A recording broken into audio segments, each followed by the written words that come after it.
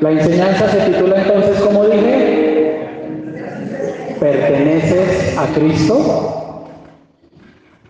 Y es una pregunta, no es una afirmación. Y allí en el libro de Filipenses, capítulo 1, versículos del 1 al 2, dice la palabra: Pablo y Timoteo, siervos de ¿quién? De Jesucristo, a todos los santos en Cristo Jesús que están en Filipos, con los obispos y diáconos, gracia y paz a vosotros, de Dios nuestro Padre y del Señor Jesucristo. Amén. Les dije que el texto era largo. Vamos a predicar sobre estos dos versículos. El apóstol Pablo está iniciando esta carta que le escribe a los filipenses de esta manera. Está saludando. Pero si usted se fija en otras cartas que el apóstol Pablo escribe, él empieza las cartas diciendo: Pablo, apóstol de Jesucristo. Es decir, él se presenta, pero habla de quién es en Cristo. Aquí no, aquí simplemente dice Pablo y Timoteo, siervos. Él no puso un título, habló de una condición. Él no dijo apóstol de Jesucristo, dijo siervos. Está hablando de él y de Timoteo.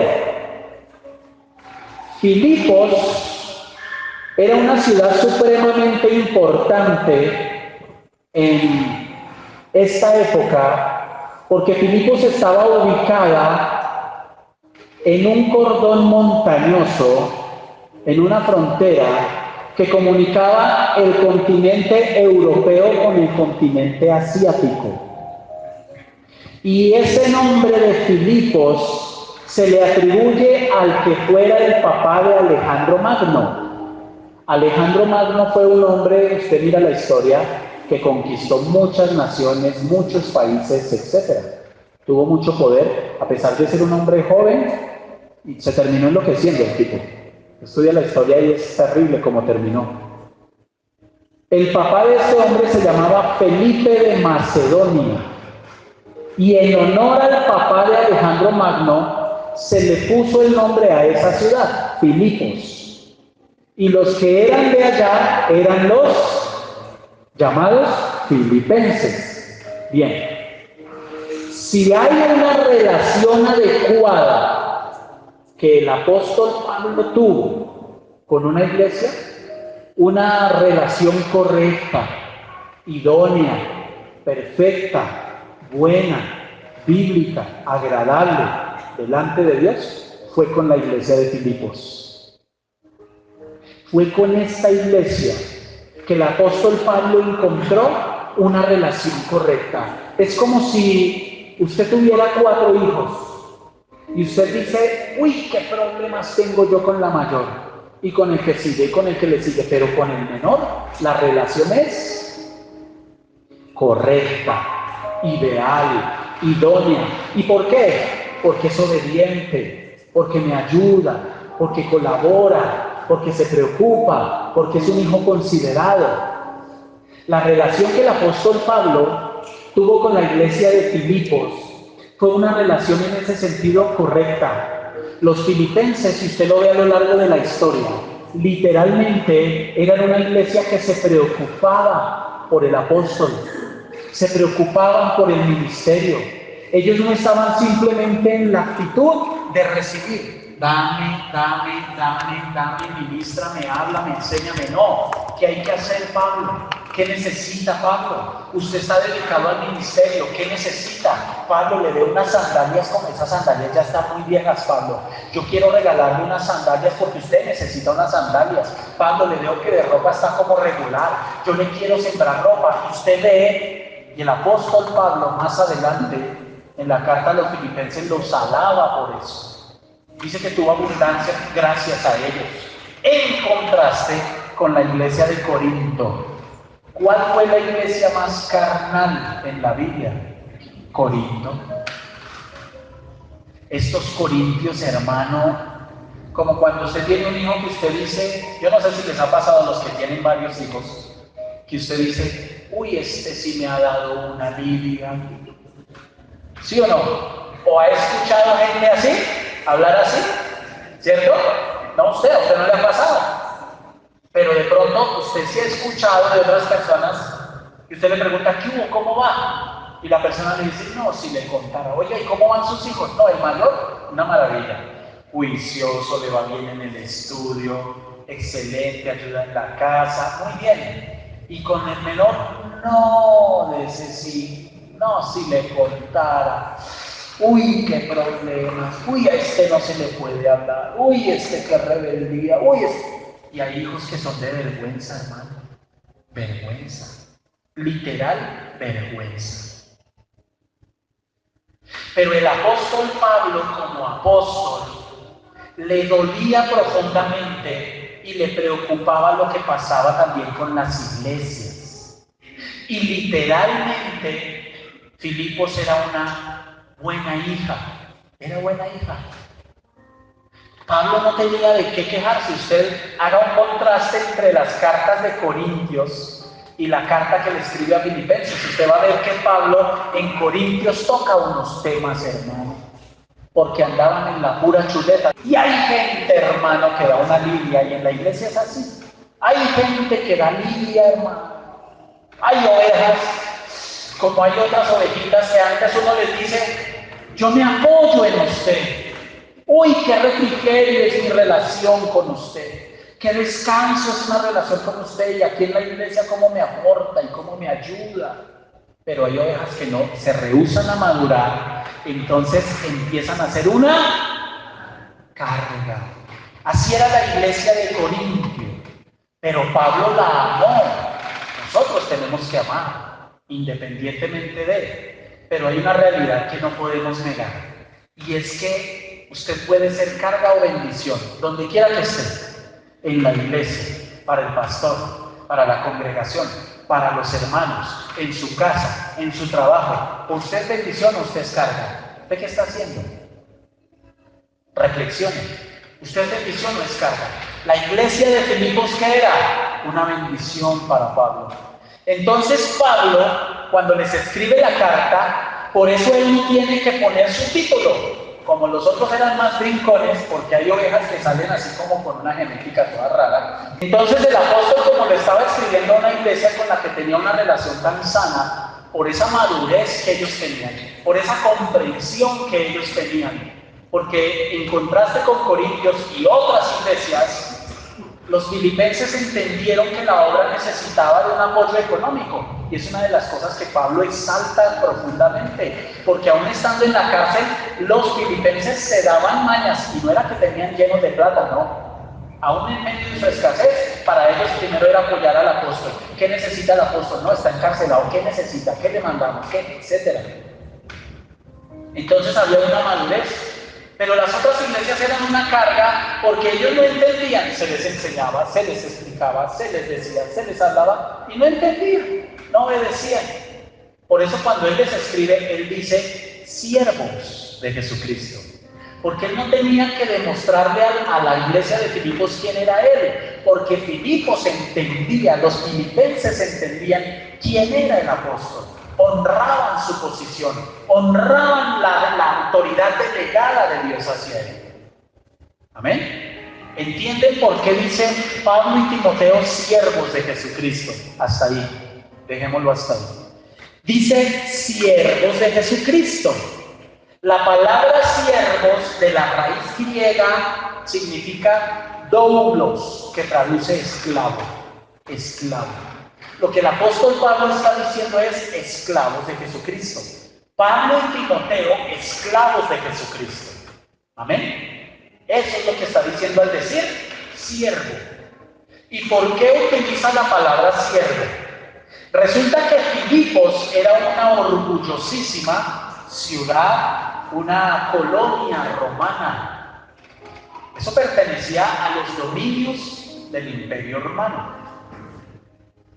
Y los romanos tenían muy claro lo que era un esclavo.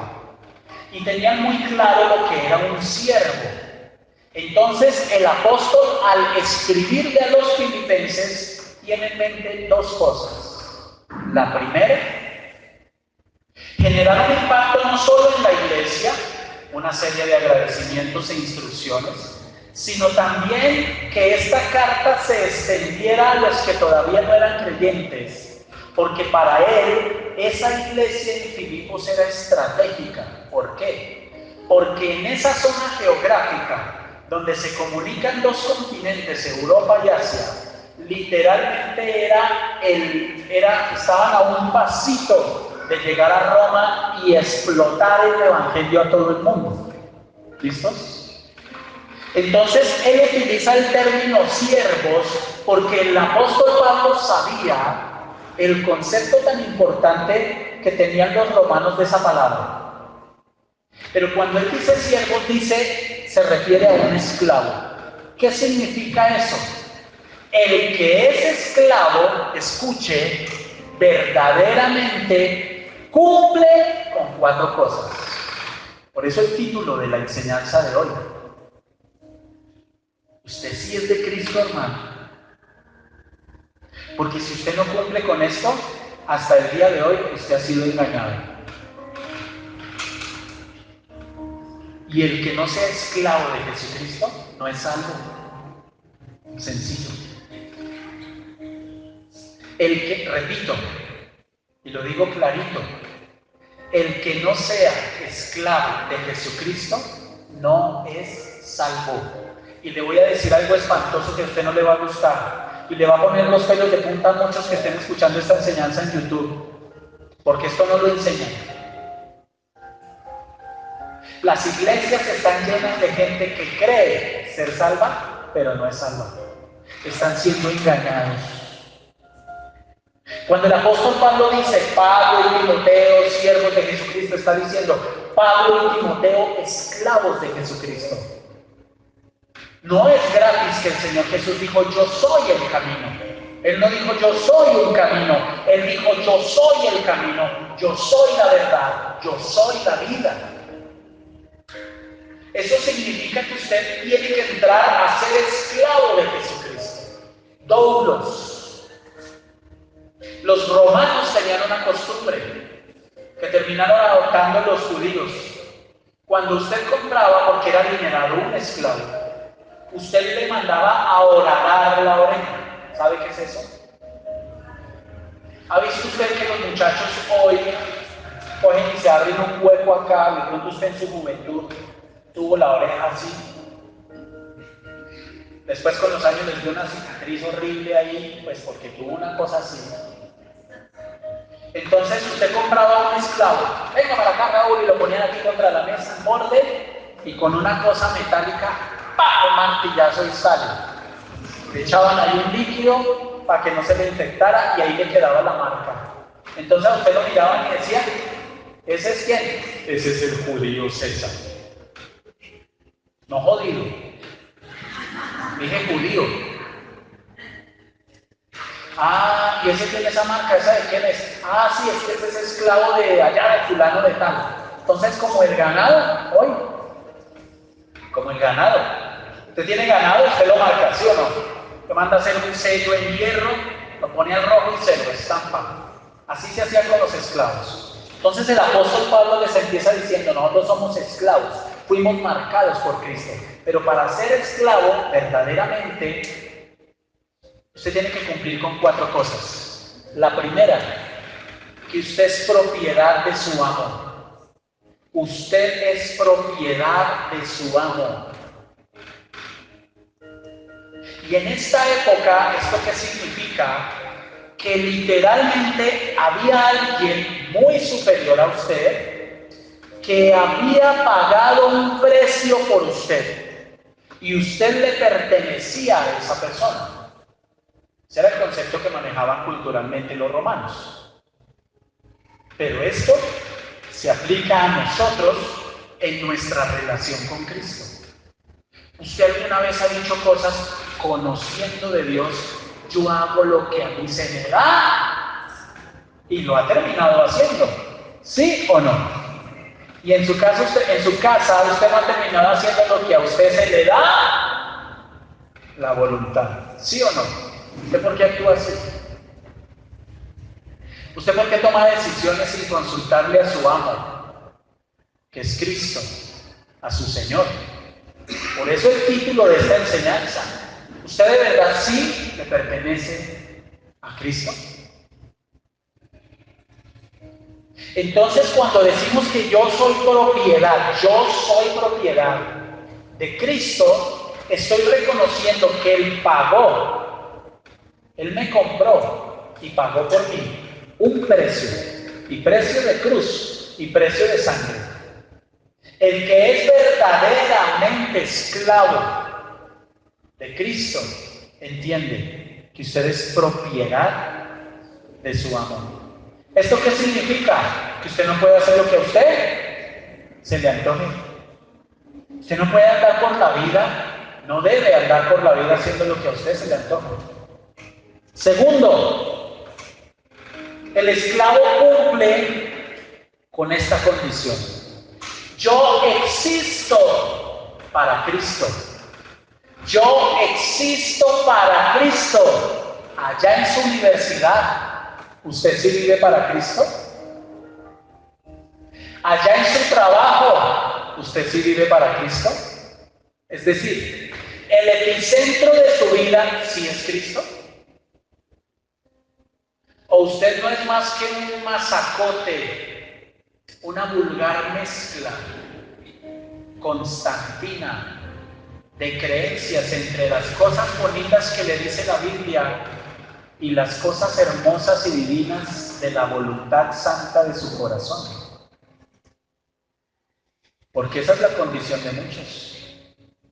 Muchos creen que la Biblia es un libro del cual lo abrimos y sacamos bocados deliciosos que nos ayudan a consolar nuestra alma y a encontrar una miserable,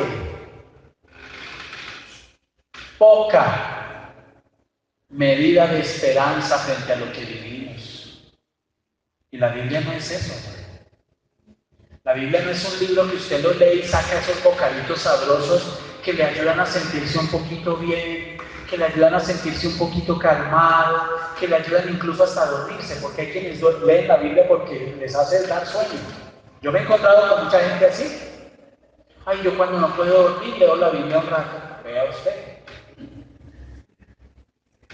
Usted sí existe, es decir, el epicentro de su vida sí es Cristo. Esto significa decir, sus pensamientos, sus emociones, todo en su vida sí es Cristo. Es muy común encontrar gente en consejería que dice cosas como estas: yo vengo a consejería porque la verdad tengo una situación y no sé qué hacer. ¿Usted ya oró? No. ¿Usted ya decidió eso, pero para tomar esa decisión usted ya oró? No. Entonces, su vida no gira alrededor de Cristo. Y la verdad sea dicha, muchos dicen ser creyentes y de hecho lo son. El rey Agripa era creyente. Él creyó en lo que el apóstol Pablo le predicó, creyó. Y él al final, ¿qué le dijo? Por poco y me persuades de ser cristiano. Y muchas veces uno encuentra en los púlpitos predicadores que se paran ahí en el púlpito y pareciera que estuvieran vendiendo un producto. Cómpremelo, sí, cómpreme el pantalón, cómpreme lo que es bueno. No, hermano, yo estoy predicando el evangelio. El que lo quiso coger, y el que no, no. Usted no sabe si es el último día, usted no sabe si de aquí sale y lo mata. Diga, uy, tan feo eso, pero amén, porque es una realidad. Para morirse no hay sino que estar vivo. ¿Sí o no? ¿Hace cuánto murió esta chica, Oscar, su compañera? ¿3 años? ¿4 años? ¿Como 3 años? Y era la compañera del cubículo. Y Oscar le hablaba y le predicaba y un día la invitó. Y ese fin de semana no aceptó porque tenía una reunión con los amigos. La pachanga, se fue. No sabía que era la última vez que alguien iba a hablar del evangelio. No sabía. No sabía. Entonces, escuche lo que le voy a decir. Confróntese hoy con esta palabra. Dese duro con esta palabra. Estréllese con esta palabra. Dese garrote con esta palabra. ¿Por qué le digo eso? Porque es mejor que usted se estrelle contra la palabra y no contra el mundo afuera. ¿Cuántos dicen amén? Es mejor que usted se estrelle contra la palabra y no contra el diablo allá afuera. Es mejor que usted se estrelle contra la palabra y no contra una ruina material, económica, física, espiritual. ¿Cuántos dicen amén? Confróntese y usted hoy diga: Señor, yo sí soy esclavo tuyo. Y si no es así, si usted reconoce que usted no es esclavo, usted tiene que decirle hoy a Dios: perdóname y enséñame a ser tu esclavo. Porque de pronto usted cree que está caminando el camino angosto y resulta que no es así. Entonces mi vida, la vida de un esclavo, gira alrededor de su amo. El epicentro de mi vida tiene que ser Cristo. Es decir, todas las decisiones en mi vida, tienen que girar alrededor de Cristo, de su voluntad. Tercero, sirve al propósito de su amo. Me devuelvo. Primero, es propiedad. Segundo, existe para su amo. Tercero, sirve al propósito de su amo. Sirve al propósito de su amo. Es decir, el que es esclavo entiende que su amo tiene un propósito para el esclavo. Pero usted ve mucho creyente hoy cuyo propósito es hacer plata. Y le voy a decir algo. Dios no quiere que entendamos eso. Dios no tiene problema con que usted tenga dinero. De hecho, estoy preparando un tema donde les voy a enseñar que los hijos de Dios tienen derecho a tener ingresos hasta de 12 fuentes diferentes. ¿Cómo le parece? Lo estoy preparando para enseñarles. Porque no nos podemos ir al extremo, entonces no puedo hacer nada, entonces no puedo hacer negocios. Claro que usted puede hacer negocios. Claro que usted puede hacer negocios. Claro, si usted no está bien financieramente, la iglesia no está bien, porque entonces, ¿cómo, hermano? ¿Quiénes van a venir? ¿Los mormones aquí a ayudarnos a seguir con la obra? ¿O los impíos, el que está allá en la tienda de enfrente tomando cerveza? No, es la iglesia.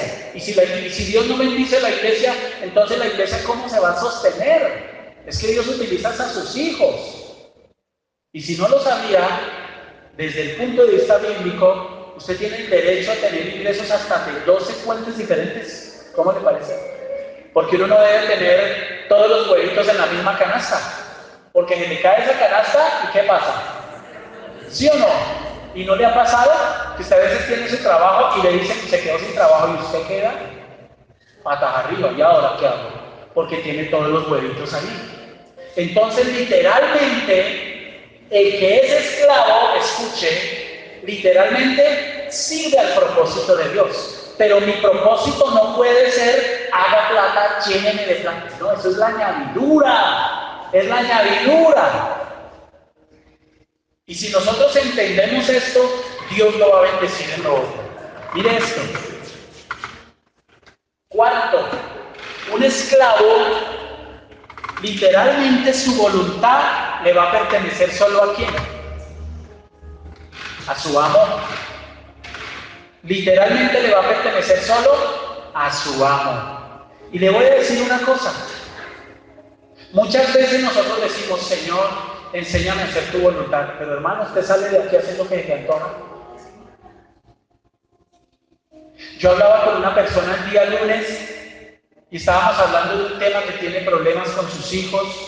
Y yo le decía a esta persona, porque ella me decía llorando: yo le he pedido a Dios mucho tiempo que me ayude a hacer su voluntad en la crianza con mis hijos. Hoy los hijos ya están todos en la edad de adolescencia, tiene una muchacha de 20 años y de ahí para abajo, porque fue muy juiciosa y organizada, entonces 20, 19, 18, 16.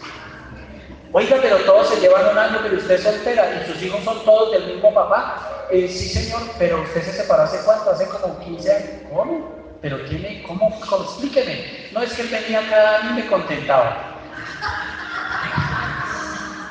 Él tiene los 4, cada año. Oiga, sus hijos se les sujetan hoy, con 12, 13, 14 y eso. Espérese a que le lleguen a los 17, 18. ¿Y sabe qué es común en la crianza? Que se estallan, se totean, se revientan y se rebelan. ¿Y usted qué era así? ¿Se endemonió? No se endemonió, fue lo que usted formó.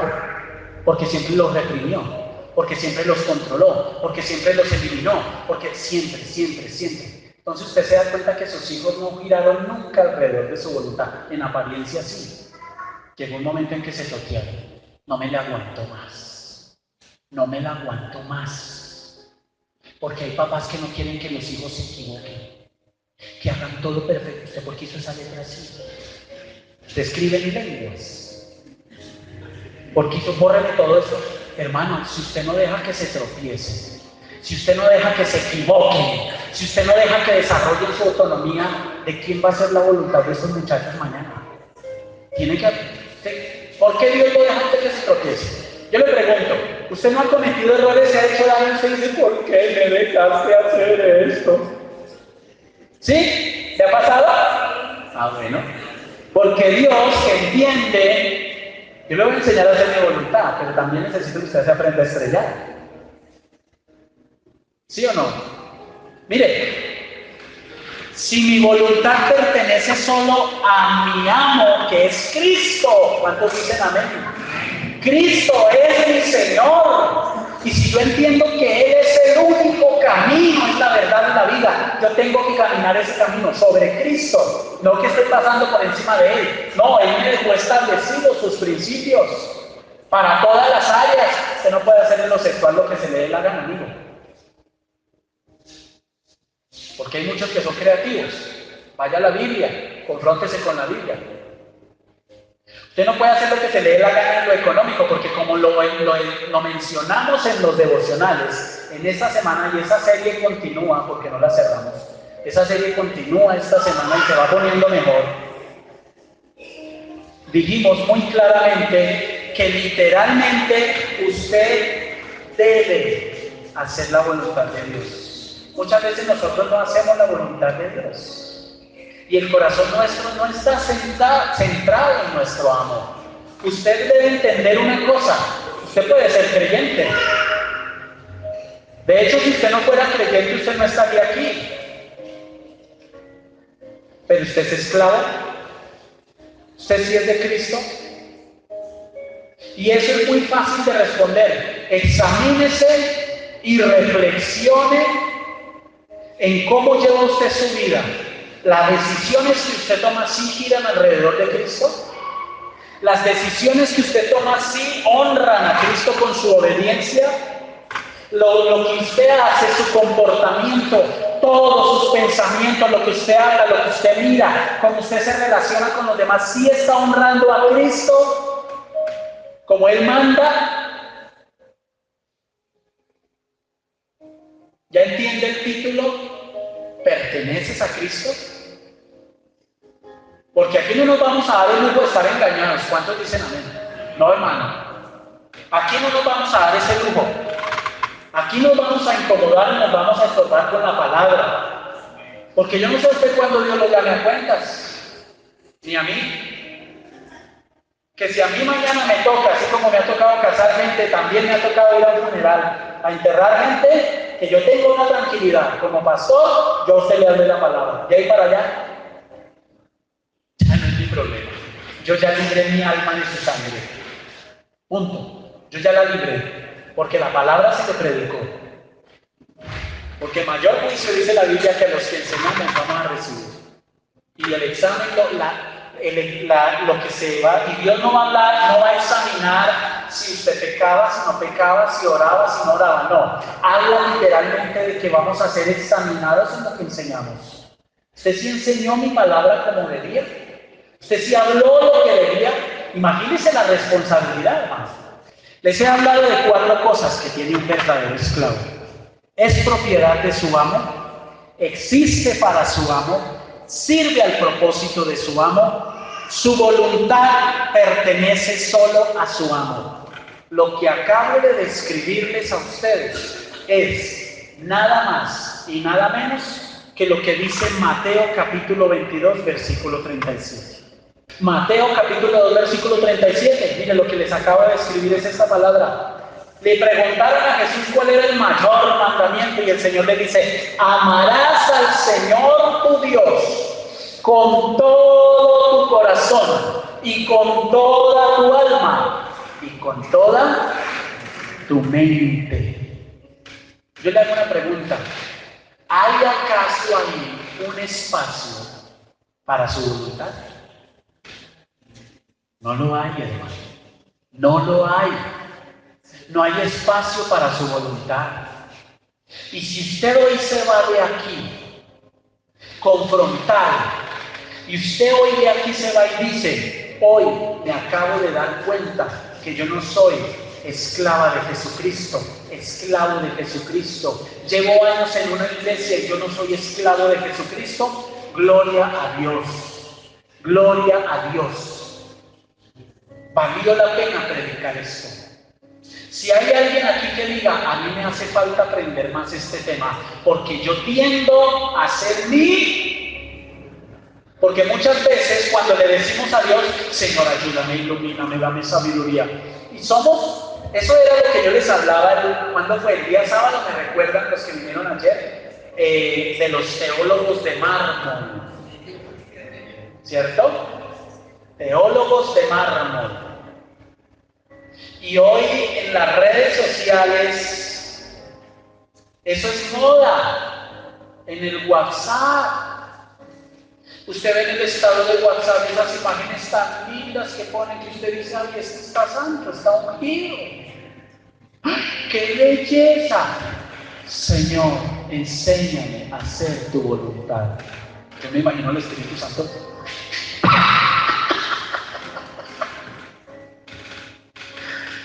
Y de pronto el Espíritu Santo lo mira a usted y dice: y este sí es bueno para poner imágenes y memes. ¿Quién dijo que eso es ser espiritual? ¿Quién dijo que eso lo hace usted espiritual? ¿Quién dijo que eso lo hace usted esclavo de Cristo? Muchas veces hacemos eso para calmar nuestras conciencias. Para poner, eso es echarle perfume a los huesos muertos. De ese corazón que por fuera se ve tan lindo y blanqueado. Piense, medite, reflexione. De pronto usted lleva años en una iglesia, no solo aquí, sino que usted viene de otro lugar y hasta el día de hoy alguien se para y le dice: ¿usted sí es de Cristo? ¿De verdad usted sí es de Cristo? Porque cuando a mí me ven un lenguaje muy espiritual, amén, gloria a Dios, y hay gente que tiene esa habilidad. Ven a un pastor, ven a un hermano en Cristo y automáticamente como que cambian el disco duro, como que tienen varios sistemas operativos. Te saltan del sistema operativo del mundo, porque cuando están en la universidad, es que marica,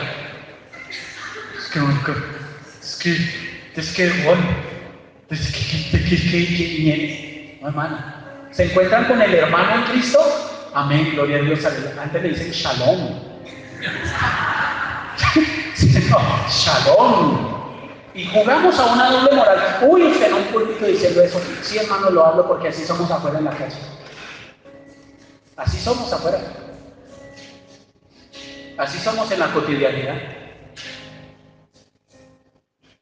Entonces, mire lo que el Señor dice. Lo que les acabo de decir, el apóstol Pablo sí entendió. Cuando les dice a los filipenses: Pablo y Timoteo, siervos de Jesucristo, él sí entendió esto. Él entendió esto. Cuando el Señor dijo: amarás al Señor tu Dios con todo tu corazón y toda tu alma y toda tu mente. Pero esa gente que sale de aquí, porque hay gente que escupe la palabra, y hay gente buena escupiendo y vomitando la palabra, a usted no le dicen. A usted no le dicen. Pero salen de aquí y la vomitan. No, pues a mí no me parece, yo sí no estoy. Tranquilo, amigo, Dios también es bueno vomitándolo. Va a ser muy bueno vomitándolo cuando le toque la hora. ¿Cómo le parece? Y ya la advertencia está. Y está en la Biblia.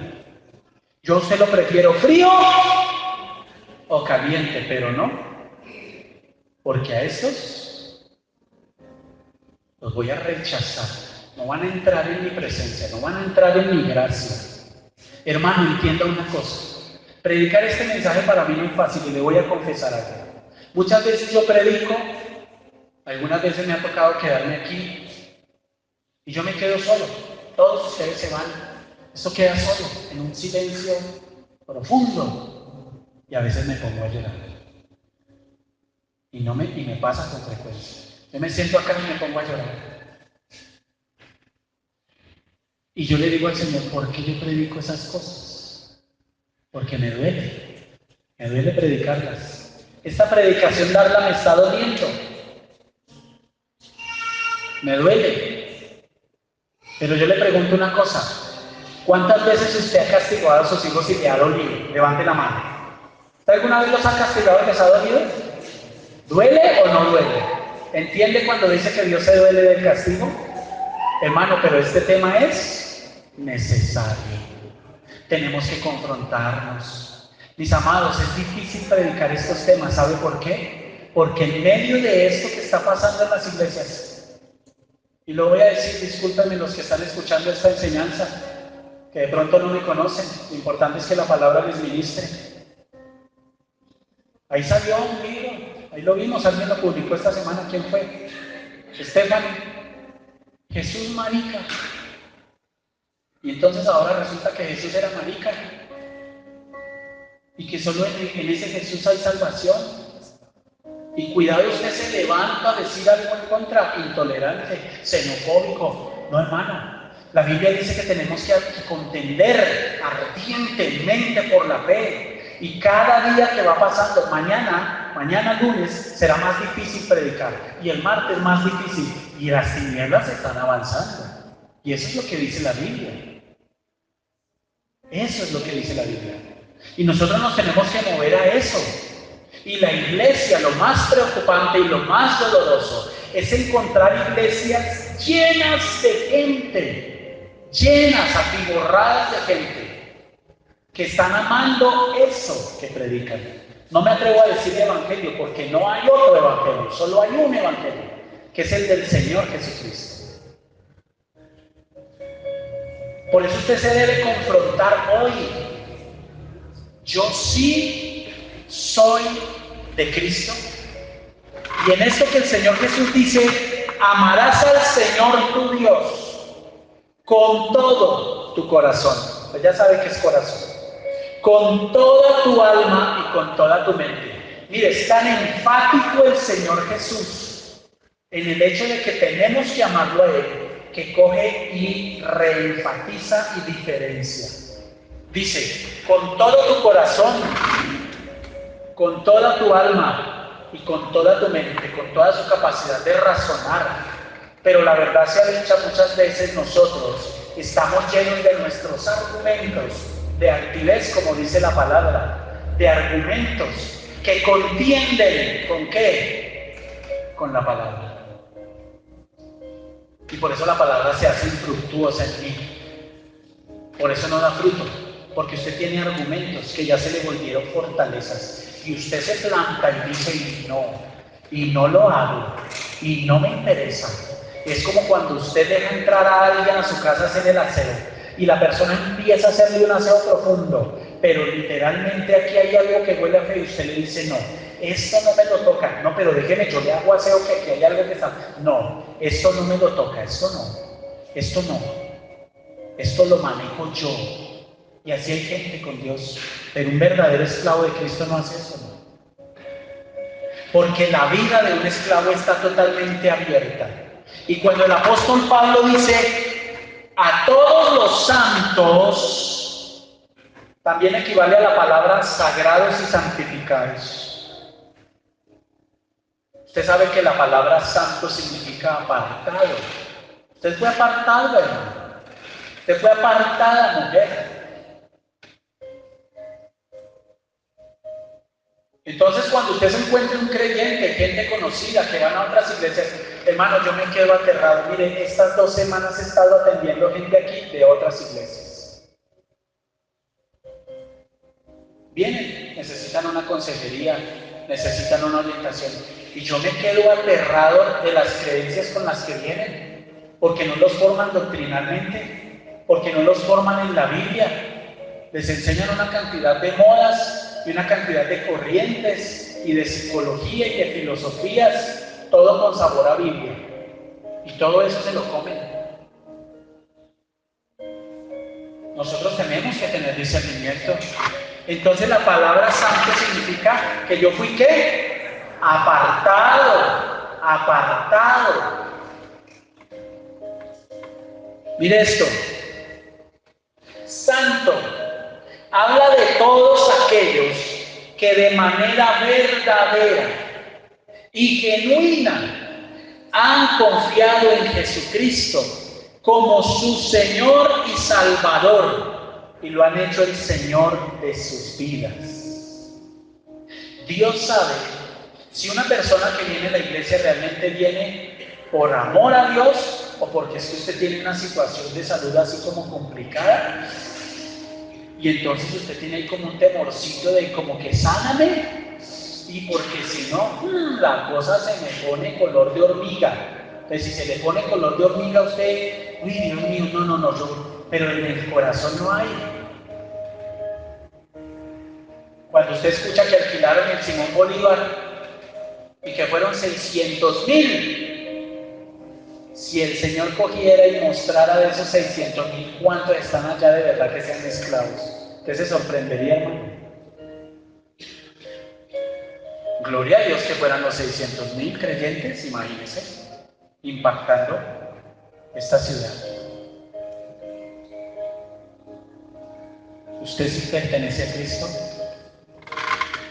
Ahora, hay 3 etapas en la santificación. Con esto terminé. Hay 3 etapas en la santificación. 3. La primera, algo que se conoce como santificación posicional. Santificación posicional. ¿Eso qué significa? Cuando una persona cree en Cristo y le entrega su vida a Cristo, de inmediato es separado por Dios. De inmediato.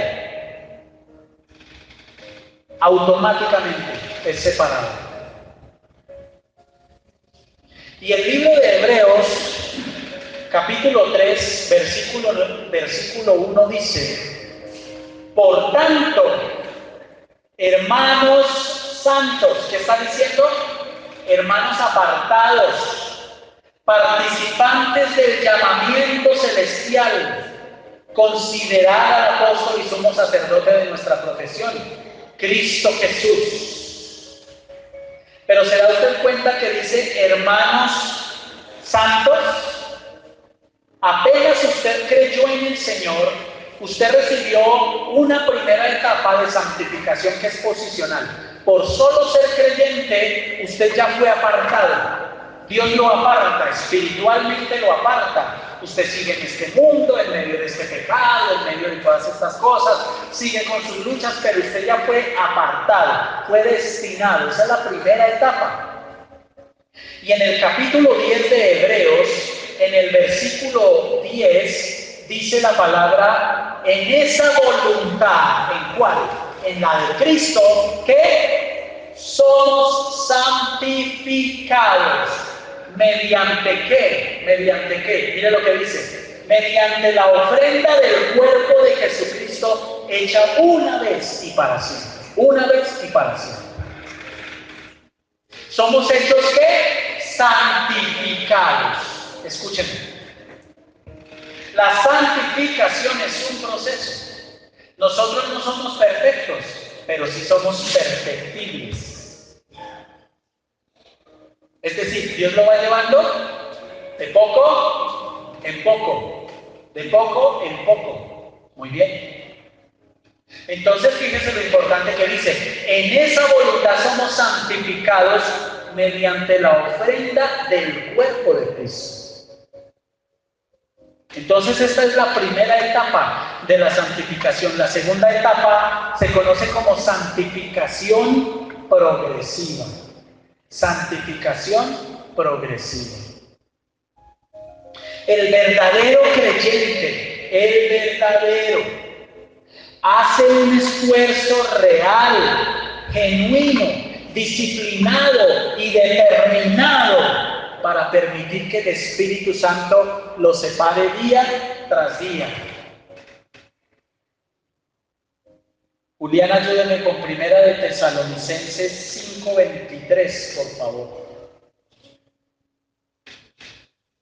Repito, estamos hablando de la segunda etapa de la santificación, que es una santificación ¿qué? Progresiva, que significa que el verdadero creyente hace un esfuerzo real, genuino, disciplinado y determinado para permitir que el Espíritu Santo lo separe día tras día. Pero cuando usted, hermano, viene a la iglesia, sale de aquí, escucha los devocionales, aquí, allá, etc. Sí, muy bien.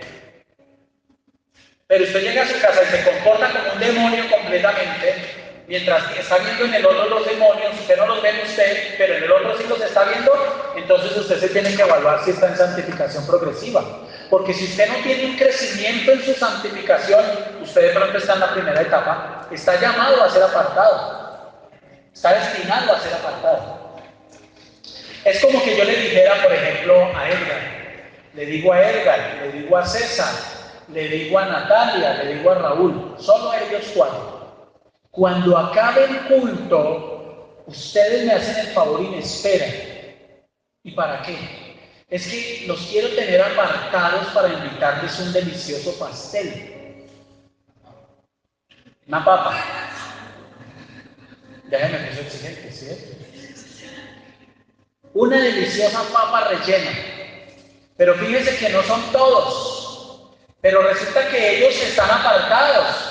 Pero lo primero que hacen cuando se acaba el culto es salir e irse. Fueron apartados, pero salen y se van. ¿Ven? Cuando nosotros entregamos nuestra vida a Cristo y hacemos de Cristo nuestro Señor, eso se hace a través de una actitud del corazón. Y eso es un proceso de renuncia al mundo, me entrego a Cristo.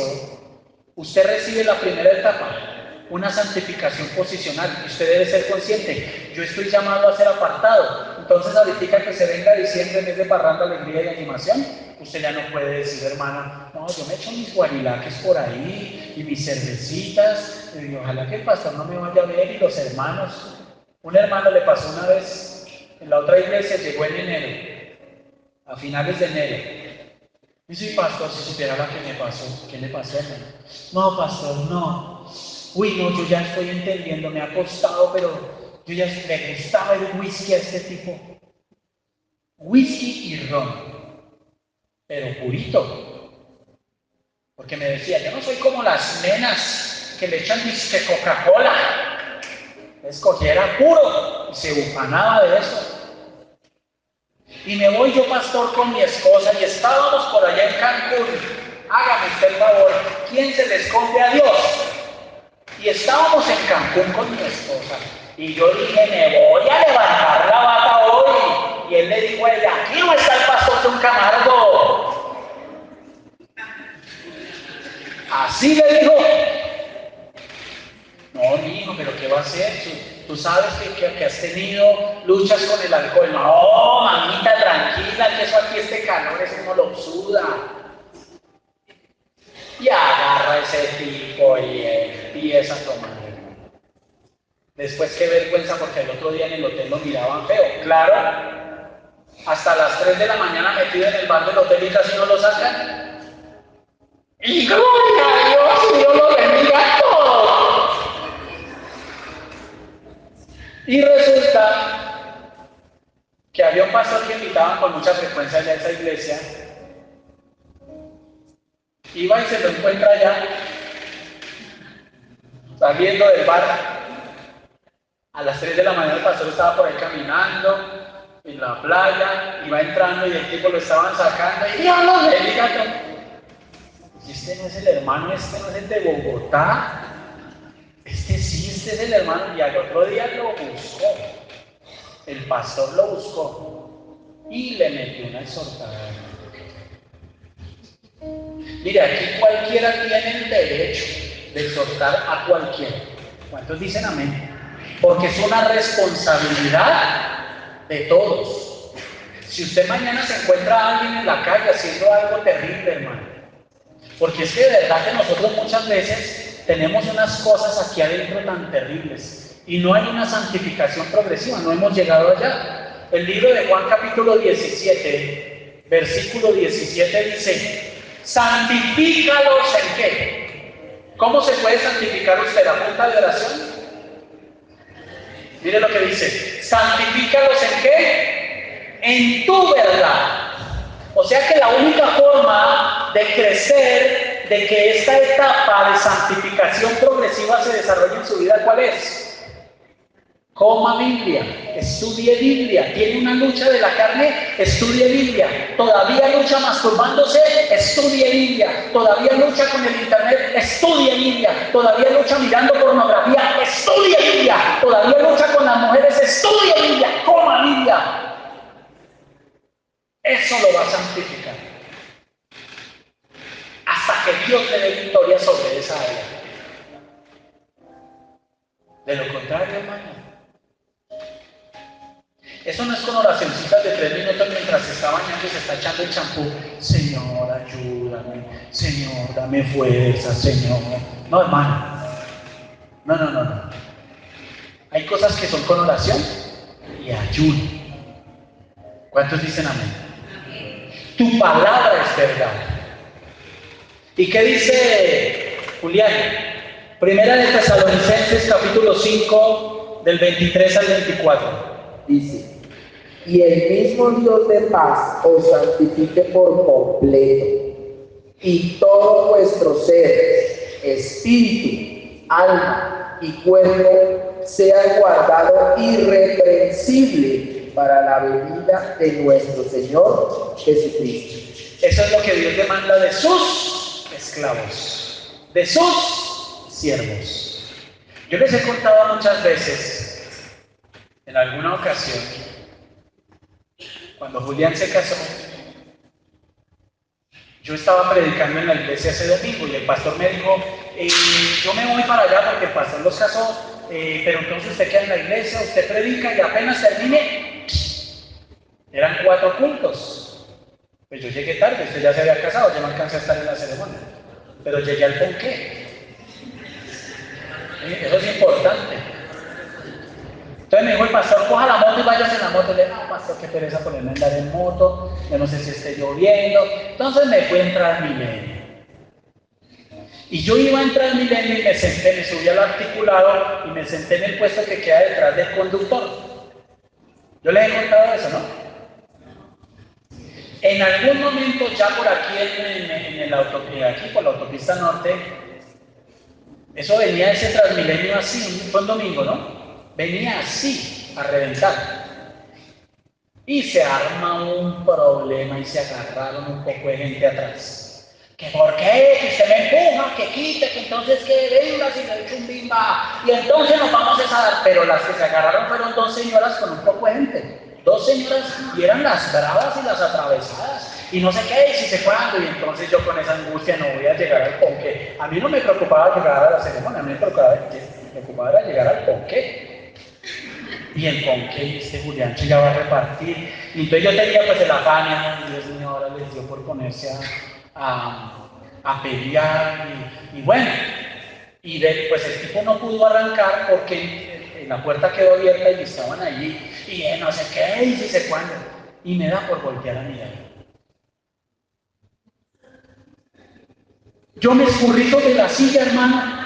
Yo me escurrí. Y una de estas hermanas: ¡hola, pastor!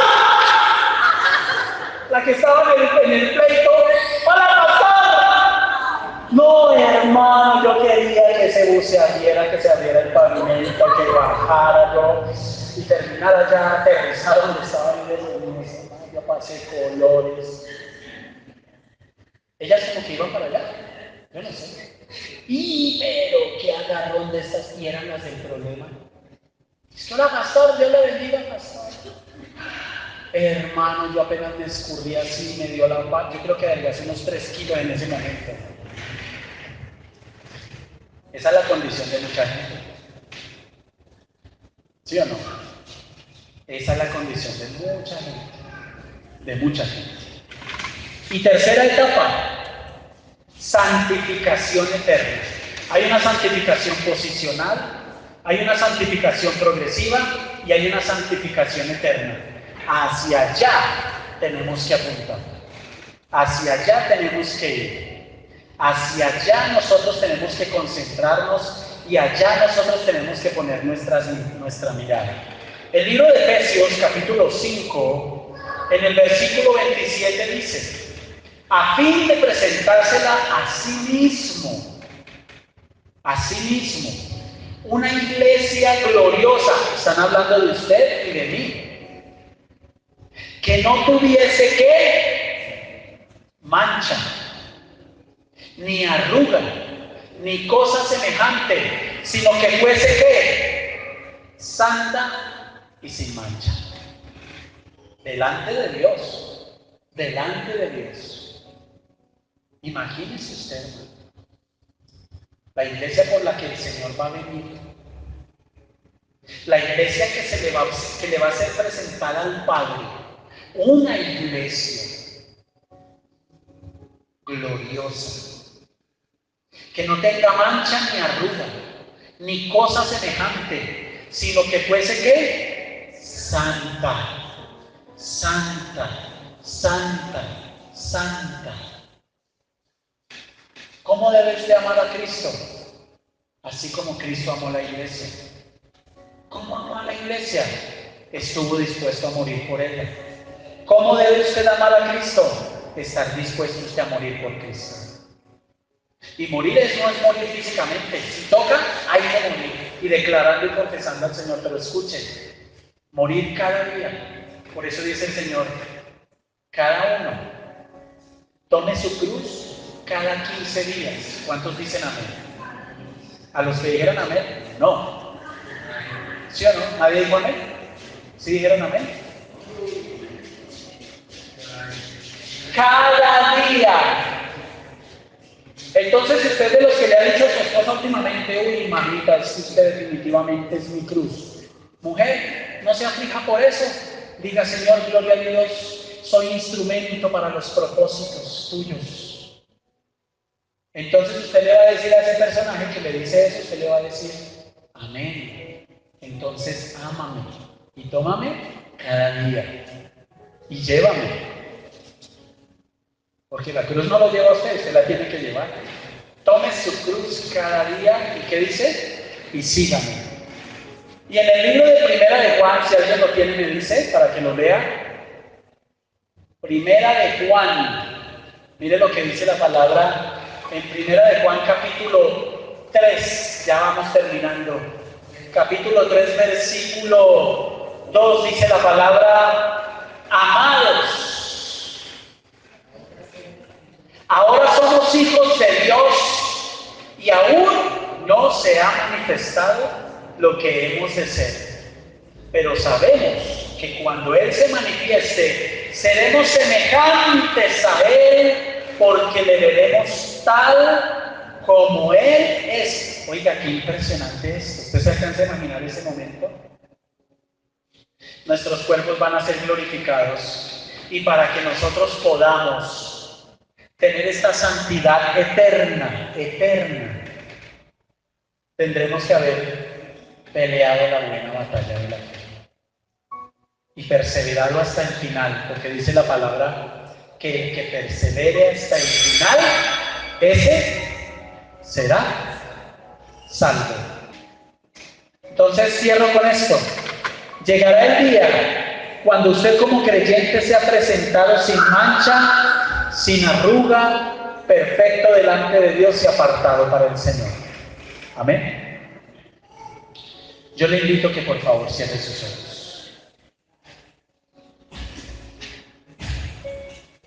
Cierre sus ojitos.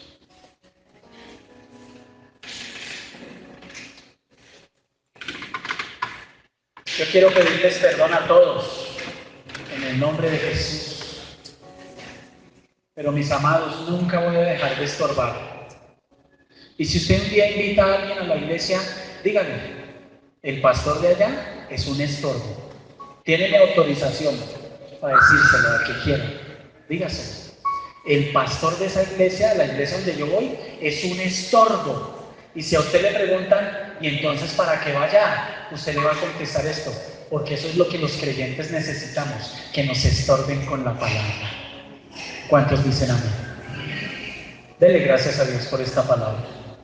Dele gracias a Dios. Abra sus labios y dígale al Señor, Señor, gracias. Gracias, Jesús. Señor, gracias. Señor, te amamos. Dígale al Señor, yo te amo. Y yo te doy gracias. ¿Qué tal si usted me bendice en esta mañana? ¿Qué tal si usted dice, yo bendigo al pastor, ayúdalo? Ayuda al pastor, ayúdalo. Ayuda al pastor, Señor. Ayúdalo a seguir adelante, dígaselo. Dígale al Señor, yo no conozco las necesidades que Él tiene, pero yo sí sé orar. Bendícelo y ayúdalo y dale fuerza para seguir. Ahora bendiga este ministerio, bendiga esta iglesia. Dígale, Señor, yo bendigo embajadores de Esperanza Iglesia Cristiana Integral. Bendígalo. Y dígale al Señor, yo te pido que nos des a todos, nos des las estrategias para llegar a más personas. Que sea tu voluntad.